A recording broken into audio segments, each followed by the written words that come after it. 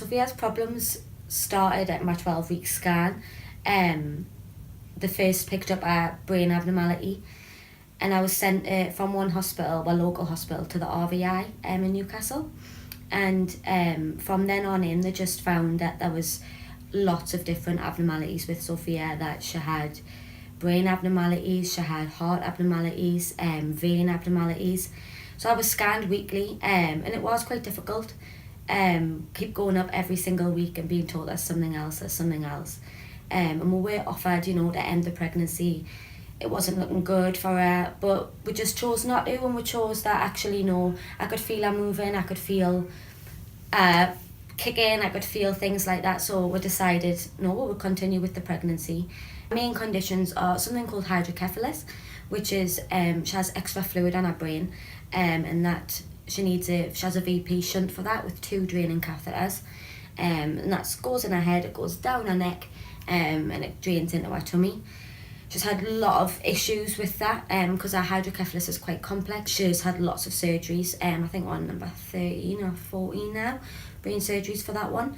And that condition is due to her main brain condition, which is something called holoprosencephaly, which is basically, it happens, I'm sure it's around 6 to 7 weeks, whilst in my tummy.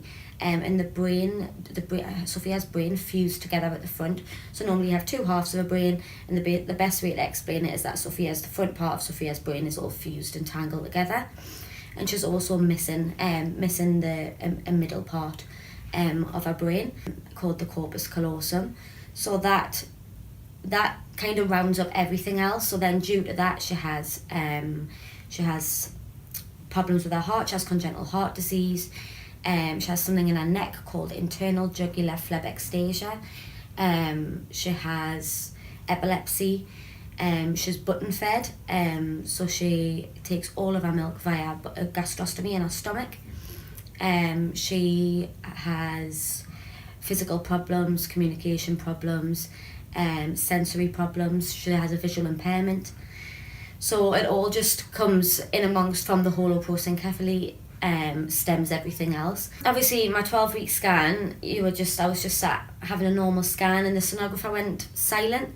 And the longer she was silent, she was probably only silent for around about 2-3 minutes, but she turned the screen back to her, and I remember just thinking, this isn't normal. I looked to Lee and I said, what's wrong? And Lee's face was quite panicked, and at that moment in time, it felt like the whole world was come crashing down, and she just stopped and she just said, I'm really sorry, but there's something wrong with your baby's brain. We're seeing different doctors, different consultants every week at fetal medicine at the RVI.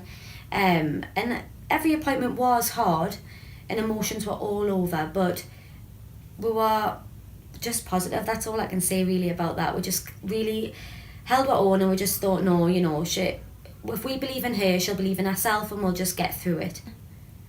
Sophia was resuscitated at birth, and it was quite horrible because it was an emergency section, so I never got to see her. I never got to see Sophia until she was probably around 6-7 hours old. Obviously, I was being sorted out, and Sophia was down in special care. Eventually, when we seen her, she was. I remember they gave us some pictures, and I remember saying to Lee, because Lee hadn't seen her, and I remember saying to Lee, she's so beautiful, and I didn't know what to expect. I really didn't before she was born. I didn't know what to expect. Obviously, we were being told she was gonna look different, she was gonna behave different, she was gonna be very different. But actually, when we seen her, she was so tanned, and she had all this black hair. And she was just this beautiful little baby. She was 2 weeks old, and she went down for an MRI. And obviously, that was a long 3 hours. She was down quite a while. And she came back from the MRI, and they said, I can take up to 2 to 4 weeks to get a full MRI result, and you'll probably get that whilst you're still in hospital. They did have a new diagnosis, and that was the holoprosencephaly, and they had that diagnosis, but she didn't tell her the name of it. She just kind of told her all of the bad things. So she had a 1% chance to survive till birth, so she was saying it's amazing that she's here. She said she had a 0.5% chance to survive until she was 6 months old. And that was where we kind of just stopped, and I looked at Lee and Lee looked at me and we cried and things. But then she was just in the little cot, just minding our own business, sleeping. And I remember saying, I remember the doctor going through everything, saying, you know, she's probably never going to go to school. You need to kind of face these facts now. She'll never walk, she'll never talk, all of this kind of thing. But she did say to her, the one thing that'll stick in my mind forever is that she said, on the way out the door, she said, let your little girl write her own story. I would say our emotions from the 19th of June 2015 when she was born and now, it's literally been a roller coaster. She's had loads of surgeries. We've nearly lost her on numerous times. But yeah, I would say Sophia is the one that kind of just, she leads the emotions, and actually if she's having a very happy day, everybody around her's happy.